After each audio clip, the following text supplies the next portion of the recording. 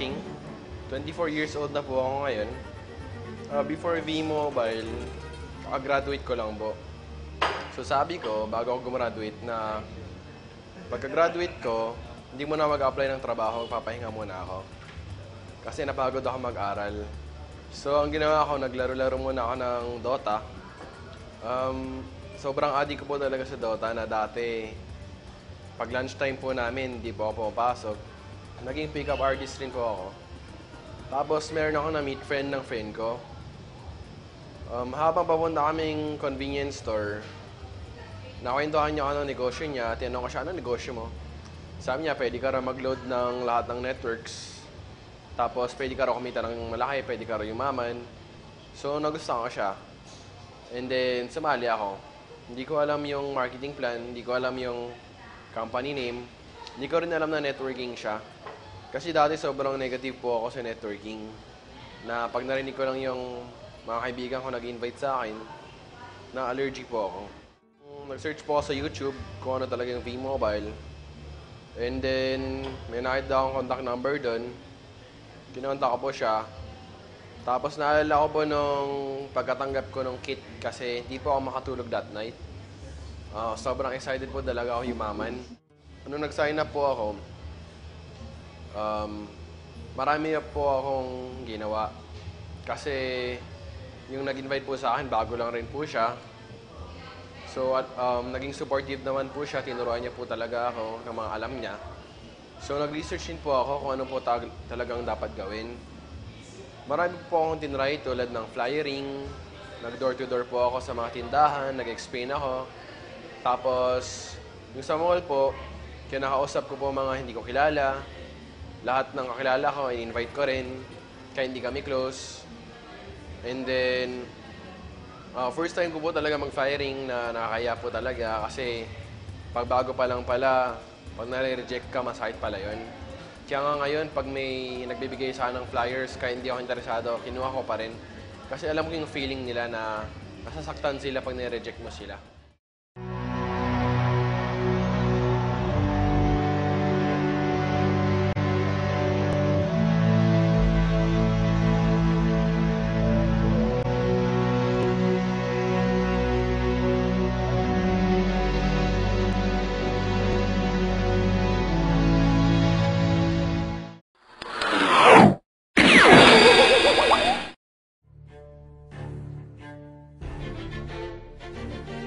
Marami po ako na-experience tulad ng nag-travel po ako mag-isa, out of town, and then hindi ko po alam kung may sasali o hindi. Pero may dala po akong mga kits. Ay, isang kit lang po pala kasi nag-start pa lang ako nun. Tapos nag-represent po ako sa 30 or 50 people. Ang malupit po doon, wala pong sumasali. Pero at that time, sabi ko, kahit pagod na ako, gutom na ako, sabi ko okay lang kasi alam ko naman mga successful people, nahirapan talaga sila nung simula.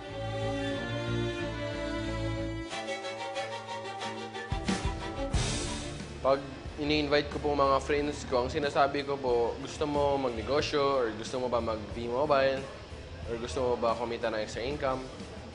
Marami po silang sinasabi. Usually po, hindi po maganda. Number one po dyan, scam, pyramiding, recruit. Mayaman ka na. Tsaka na ako sali pag mayaman ka na. Usually, pag may reunion kami or nakikita kami ng mga kaibigan ko, kinakantsawan po nila ako na yan yung milyonaryo. Kahit na alam nila na wala pa akong kinikita. So, tumatahimik na lang po ako para wala na pong away. Marami po akong mga kaibigan na pinagtawanan na rin ako. Pero sabi ko, normal lang naman po yun kasi pag ang tao may pangarap, ni-discourage talaga ng iba. Okay lang kahit wala akong plano, basta may pangarap ako. Alam ko naman posible ang lahat mangyari. Never say never.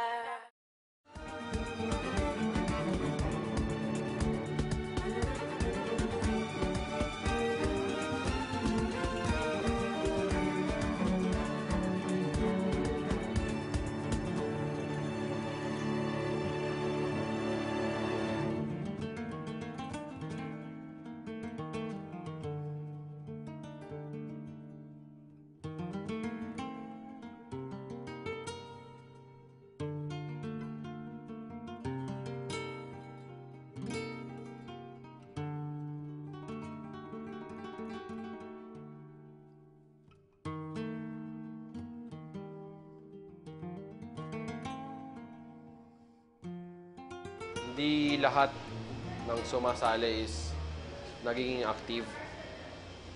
Tapos, yung iba, sumali lang, tapos hindi naman gumalaw.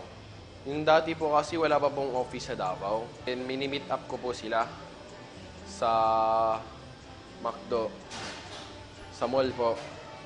Minsan po, meron po akong pangbili ng snack nila. Minsan naman po, wala po akong pera, extra pera, para pang bili ng pagkain nila. So, nagpe-present lang po ako sa McDo. Doon po sa labas para hindi po ako sitahin.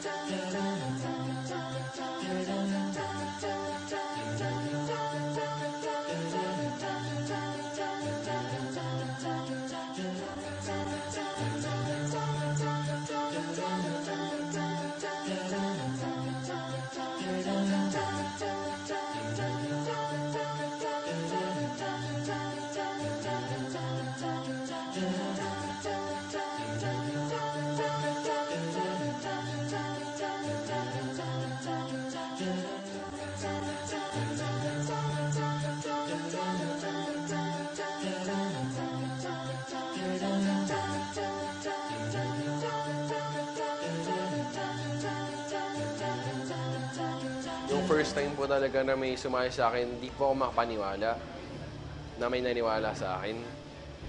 Kasi pagtanggap ko po ng text, nagulat po talaga ako na, meron pala talagang naniniwala. So, hindi ko po siya kilala, nakita niya lang po ako sa internet. And then, yun, sumali po siya, sobrang saya ko po nun.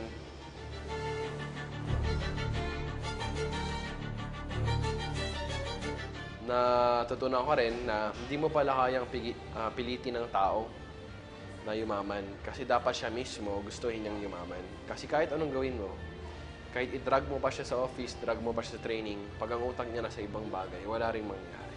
Gwapo po ako dati. Mas lalo po ang gumapo ngayon.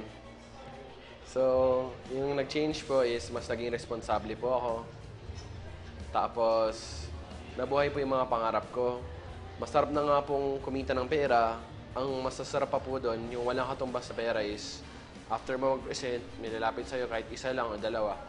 Tapos sasabihin nila na, salamat sa'yo, nabuhay yung pangarap namin. Akala ko kasi wala nang pag-asa sa Pilipinas. Akala ko abroad lang pag-asa. Yung pala, ang opportunity pala, meron pala nasa Pilipinas. So, salamat. Lahat ng mga successful people, pati lahat ng nag-fail, pare-pareho lang po ang dinaan ng hardship sa buhay. Pare-pareho lang dinaan ng failure, challenges, obstacles. Pero ang pinagkaiba lang po ng kumita, tsaka hindi kumita, yung kumita po, nung nahihirapan po sila, nagpatuloy lang po sila. Yung hindi po kumita, nung nahirapan, nag-quit na, sinabing, hindi to para sa akin, wala akong pag-asa. So, yun po yung pinagkaiba nila, yung determination po. Yung pinaka-goal ko po talaga nung nagsimula ako is kumita talaga ng maraming pera.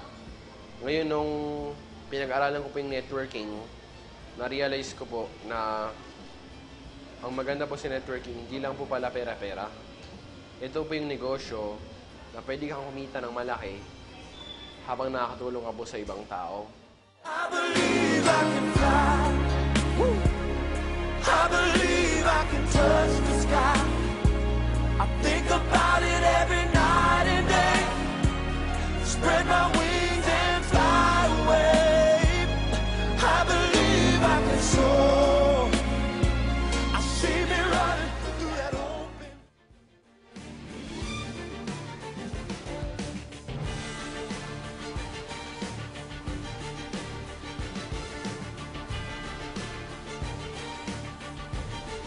Si Macau po, siya po yung isa sa mga una kong leaders. Actually, pinakilala lang po siya sa akin ng yung isa sa mga una ko rin pong downline na ka-office mate niya. Sabi po ng ka-office mate niya, mayroon akong kilala na mahilig sa networking. So, pinakilala niya po ako kay Macau. Nag-meet po kami sa coffee shop na.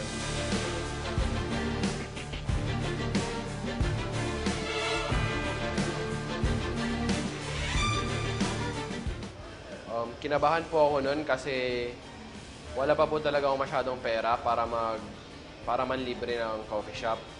So, inisip ko po noon na sana bumili siya ng kape niya para hindi kami paalisin sa coffee shop. So, naalala ko po yung suot ko noon, nakasando lang po ako, naka-shorts, tsaka naka-chinelas. Pero ang mabuti naman po, hindi niya po ako ginudge sa suot ko. So, nakinig po siya ng mabuti kung ano po talagang business. And then, nagustuhan niya, and then sumali po siya. Marami po akong naging achievement nung sumali po ako sa V-Mobile. Isa po dyan is, first time ko po nabili yung iPad ko. Tapos yung touchscreen ko po na cellphone. First time ko rin po makabili ng Lacoste na sapatos. Tsaka yung mga branded na damit na ako talaga bumibili. Yung pinakamalaking achievement ko po is yung nakabili po ako ng sarili kong sasakyan. Masasarap po talaga pag ikaw po yung nag-work for your achievement. And then, na-inspire po ako na marami ako nakikita ang mga mas bata sa akin, kumikita. So sabi ko, mangarap kaya ako ng brand new na sasakyan. Gusto ko yung SUV para marami makakasakay, mga downlines ko. Sabi naman ng nanay ko na second hand na lang daw. Second hand na lang daw kasi masyado pong mahal yung brand new. Pero sabi ko po, kung may pangarap tayo, lakihan na natin kasi nangarap lang rin tayo. Libre lang rin mangarap. So, ayun po, nangarap po ako na brand new na Montero Sport na black. Bago po ako matulog, meron po akong picture sa taas po ng kama ko. So, nakita ko doon Montero Sport. Pagkagising ko po, Montero Sport. Bago matulog, Montero Sport. So, ganun po. Lagi ko pong iniisip yung goal ko po na makabili po ng sarili kong sasakyan. Tapos lagi kong ini-imagine. Pag may nakita po akong Montero Sport, hinahawakan ko, tinitingnan ko yung loob. Tapos, pag sa kasa naman, pumapasok ako, inaamoy ko yung loob, inaamoy ko yung leather, inahawakan yung steering wheel. So, everyday po, binivisualize ko na meron na po akong sasakyan. Hanggang sa pinagtrabahuan ko po siya, nakuha ko po siya. Yung pinakamaganda ko pong nagawa para sa family ko is first time po namin magbakasyon abroad na magkasama po talaga kami.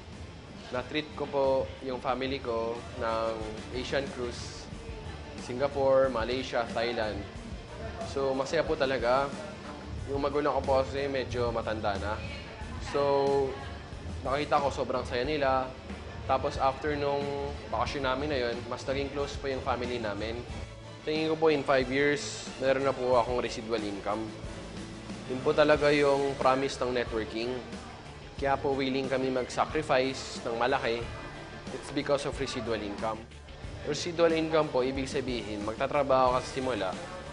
Like 1 year, 2 years, 3 years, or 5 years. And then after nun, pag na-establish mo na po yung group mo, pwede ka na pong kumita kahit wala ka pong ginagawa literally. Yung araw-araw po, gigising ka na lang, kakain ka, wala kang iniisip, pero kumikita ka pa rin po. Yun po talaga yung gusto namin kasi okay lang po sa akin na mag-sacrifice ng ilang taon. Basta po, yung buong buhay ko, masaya na po, may residual income. Kaya naman po, magsakripisyo po ako buong buhay ko. Yung sa mga newbies naman po, yung mga nagsisimula pa lang, number 1 is dapat po may pangarap kayo. Number 2 is kailangan nyo po siyang i-treat as a real business. Hindi lang po yung monkey business or sideline. Kasi para kumita ka ng sobrang laki, kailangan yung effort mo sobrang laki. Ngayon, pag yung effort mo maliit lang, yung result mo rin maliit lang.